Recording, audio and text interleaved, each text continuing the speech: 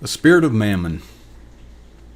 Looking back on it, I really fell for it. Now, even though I was a Christian, I really didn't get it. My career was racing from one zenith of success to another. I was working hard, I was working smart, and I was working long. I was very focused on success. 80, even 100 hours a week was not out of the question. I was driving 80,000 miles a year. I mean, that's a full-time job just getting to the job sites, not counting any work that I did once I got there. But the money was pouring in, and I thought of myself as a good husband, a good provider, because of it. It never dawned on me that I was away from home and away from my wife all that time. In fact, when my wife would point out, the long hours and how I was on the road a lot, in my contempt, I would rebuke her and point out her ingratitude as I would show her what's in the parking lot, the Corvette, the bass boat, the camper. I was a fool. But in fairness, in my foolishness, I was trying. I was just deceived. When we would go on our annual cruises to the Caribbean, I would make lavish jewelry purchases for my wife to wear, as trophies attesting to the success of her husband. Sometimes I would buy stuff for myself for similarly vain reasons. My bar tab for a 7-night cruise would always be in the hundreds. It sometimes would even go over $1,000. But soon the cruises and the jewelry just wasn't enough. I needed a bass boat. Oh, that 19-foot Cajun. Now, for you boat people out there, that's a mastercraft. It's the top of the line. 150 horse Mercury on the back of it.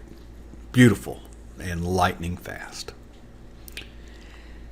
But soon the bass boat wasn't enough. I remember buying a Corvette. After all, every red-blooded American boy wants one.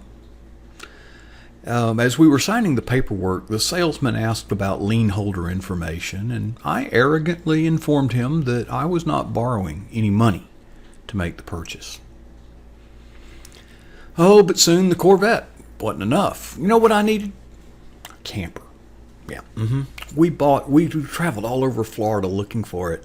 The shopping was as fun as anything else. We bought a beautiful 36-foot fifth wheel, top of the line.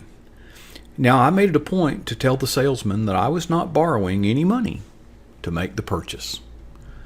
Well, you got this nice camper, we got to have a nice truck, right? So, bought myself a 1-ton Ford F-350 dually diesel. I paid more for that truck than I did for the Corvette. And again, of course, at closing, I made it a point to tell that salesman I was not borrowing any money to make this purchase. I was actually making plans to buy an airplane. Thankfully, I changed my mind. Not because I couldn't afford it. I just simply changed my mind.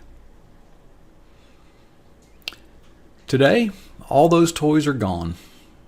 I was a fool. But frankly, if the world could have delivered on so much as half of its promises that those things would make me happy, I'd be living for the world today, probably.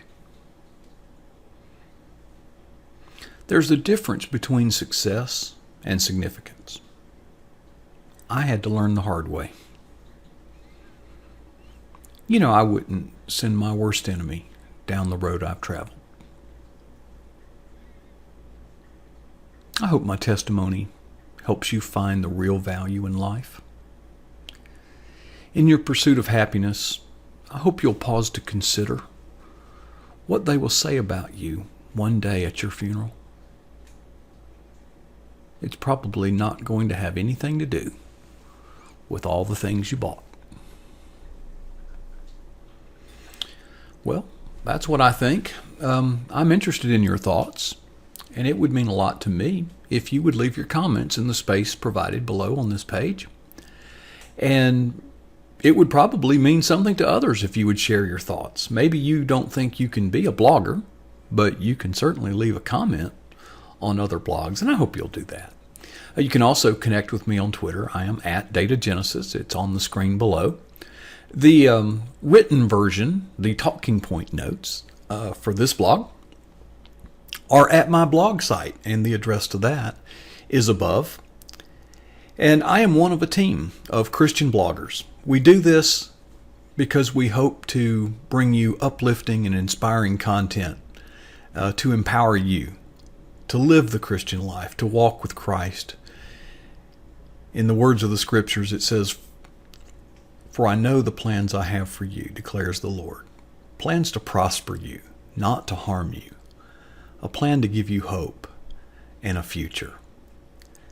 If you'd like to check out some of the other inspiring videos, I hope that you'll subscribe to this YouTube channel.